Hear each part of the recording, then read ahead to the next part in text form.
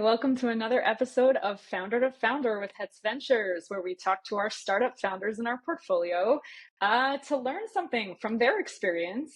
Today, we're going to talk about how to build a startup after years of experience in the corporate world as an executive. Specifically, we have Ian Amit, the CEO and co-founder of Gomboc.ai. He spent years and years in the corporate world as a CISO in various positions across various companies, and now he's started his own startup, and we're going to learn what that entails and what he's learned along the way. It's so nice to have you here, Ian. Please, let's kick it off with tell us about Gomboc and how it got started.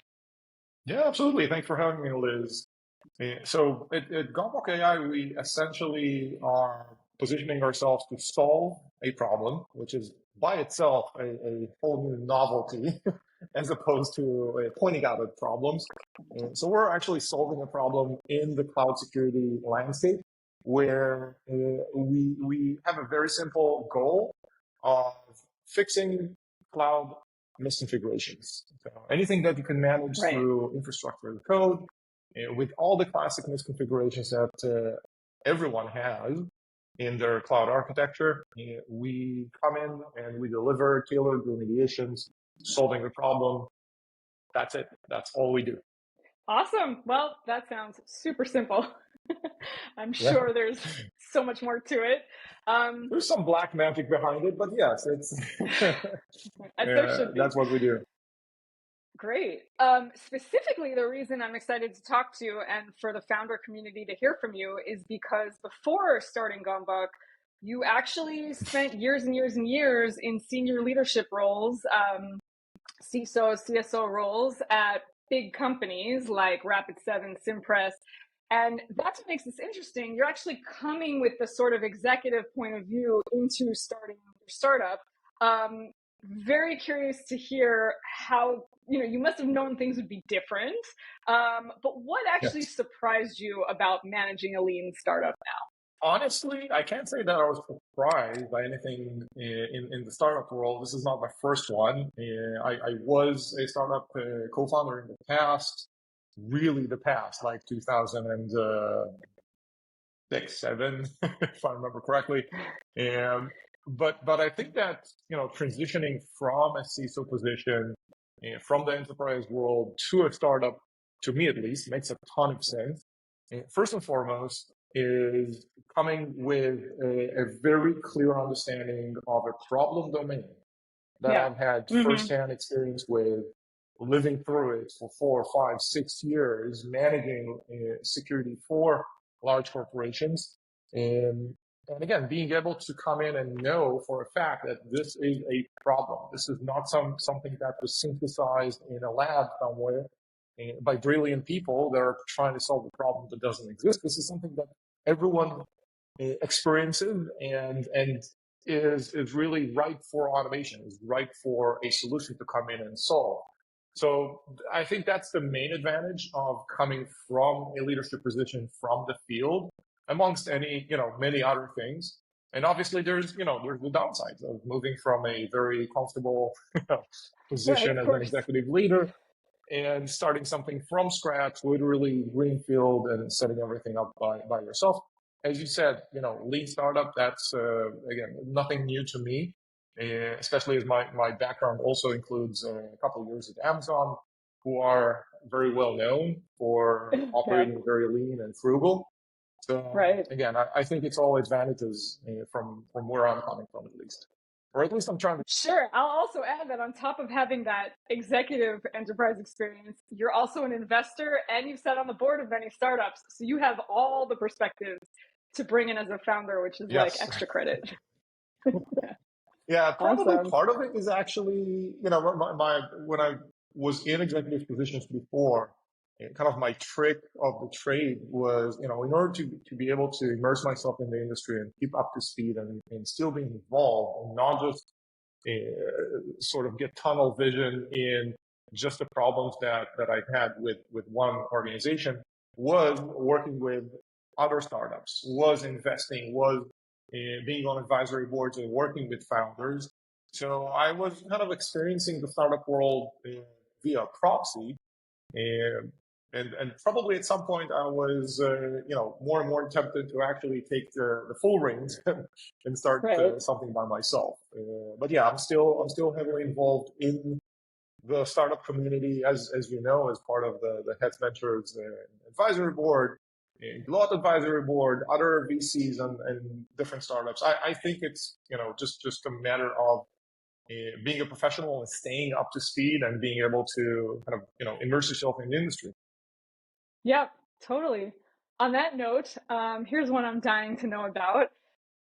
Can you dispel a myth about corporate cybersecurity culture or whatever that you would like to let other startup founders know is a total myth? Yes, not all the problems that you think you're solving are actual problems.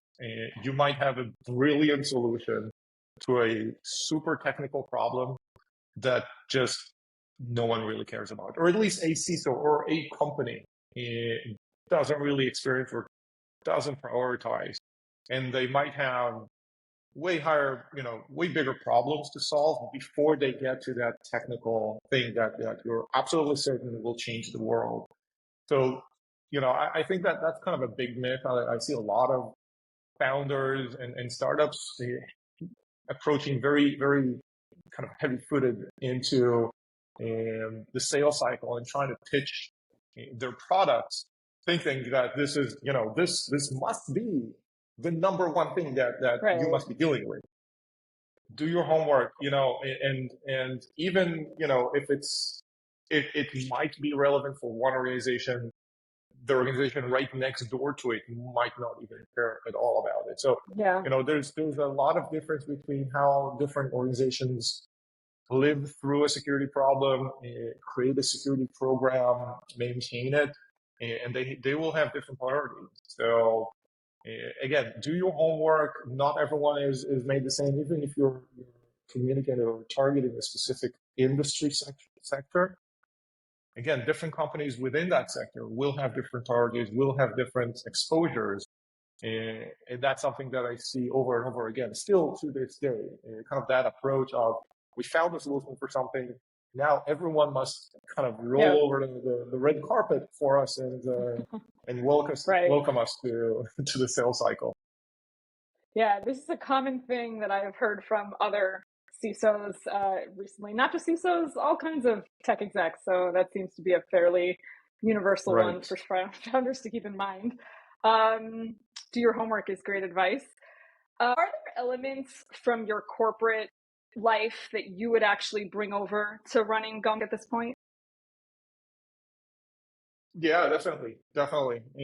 I've already mentioned Amazon in the past. Again, Amazon really distilled a lot of practices that I've had throughout my career, and just gave a name to it, just gave kind of a structure and a framework for it. And, things like, for example, again, you mentioned lean startup and just not spending for the sake of the spending, really thinking Yeah. about every dollar that you spend. What is it, what's the yield from it? What's the return on it? On everything from Right. coffee capsules to the office, all the way down to engaging with a marketing campaign or a sales campaign.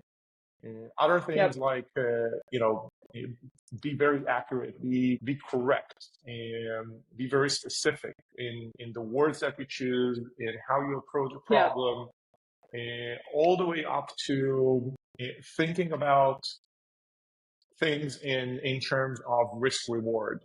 It's not all just a technical, like I need to go from point A to point B.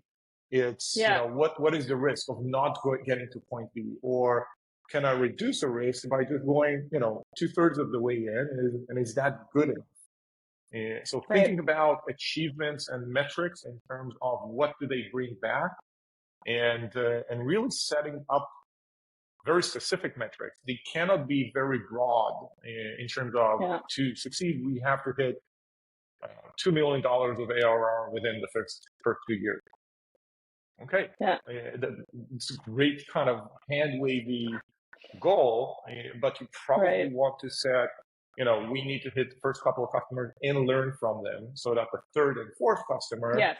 we bring in, additional value by utilizing less of my marketing and sales expenditure to get that customer. So being a, much more granular probably in your planning and being able to traverse from strategic thinking all the way down to tactical thinking, Yep. and kind of traverse that spectrum back and forth in terms of what is that higher level goal, how does that translate into more tactical elements, and can I break those down, translate them into an operational plan with cost associated.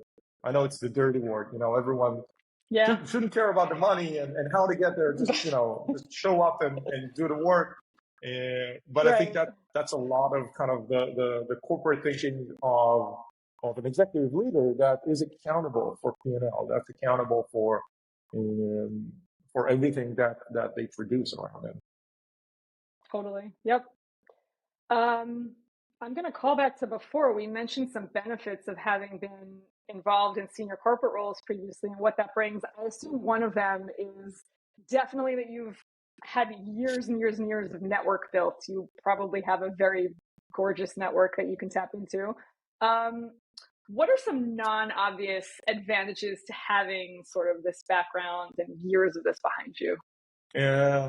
I think that the first kind of non-obvious advantage or fact, let's call it, I don't know if it's an advantage, is that with that network, there's a lot of baggage or kind of accumulated experience, not just for myself, but also for my peers.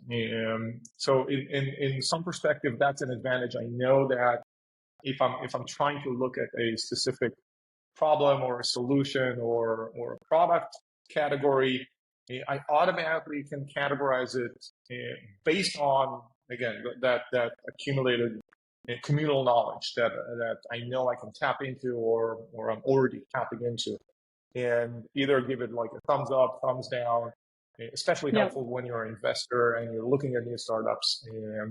Right. Another kind of advantage or let's call it a fact, is sure. I don't often tap into that network from a personal perspective, meaning I'm not very, quick on pulling the trigger on trying to pitch my network with my startup. Right. I'm much more comfortable, connecting my network to VCs, as you know, to other startups to kind of provide feedback on. But I tend to apply some separation between, call it, deconflicting or avoiding conflict of interest. I'm trying not to mix my personal network with my startup, so that, and the reason is twofold. One, again, conflict of interest. I don't want anyone to do something for me by engaging with a company or buying something. And two is I want honest feedback. Again, I love all my friends, all my network, and I trust them to infinity and beyond, but I don't trust them to give me, I don't trust all of them to give me honest, brutal feedback. And I don't need the coddling. I don't need the teasing, like, oh yeah, that's a great idea, you should keep going. I was like, no, I want to talk to new people. I'm building a company, and again, as you know, one of the challenges working with the Hetz advisory network and an executive network and other networks that I have is that my first task is put me in front of people that I don't know.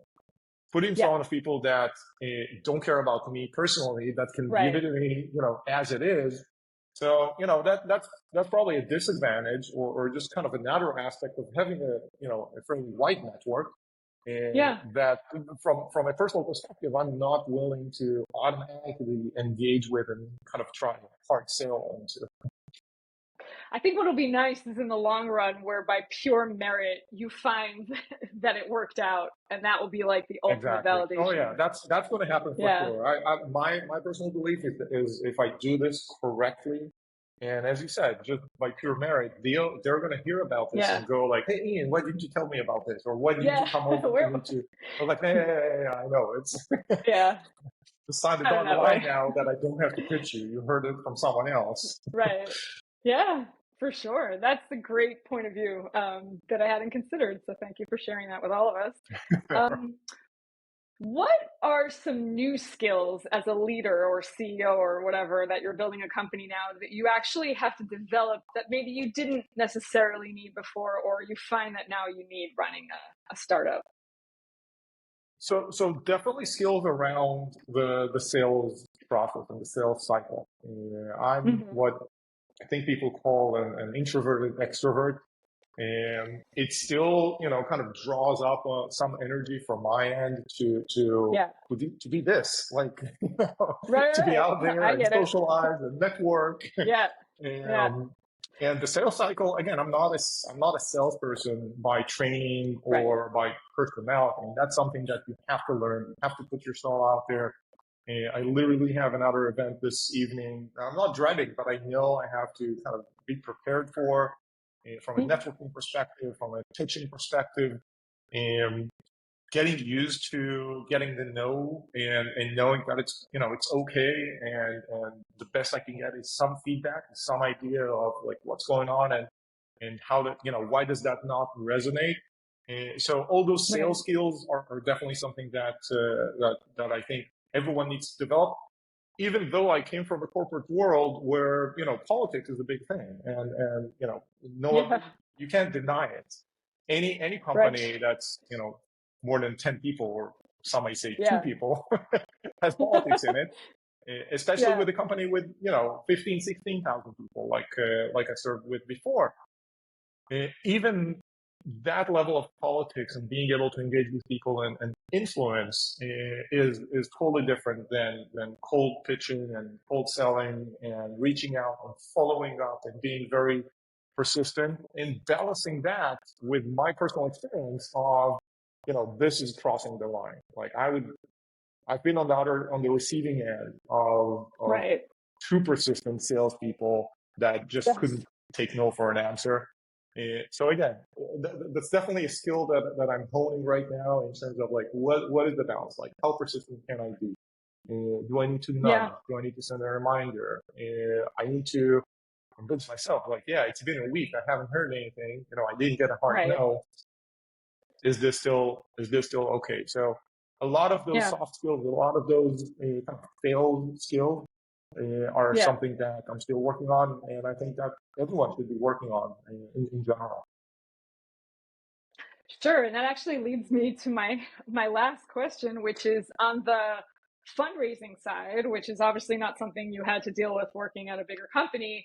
Um, I assume a lot of those sales skills come into play there. But yes, like what would you tell other founders about approaching this fundraising process, approaching VCs, approaching investors, and yeah, maybe kind of having to develop some of these same skills?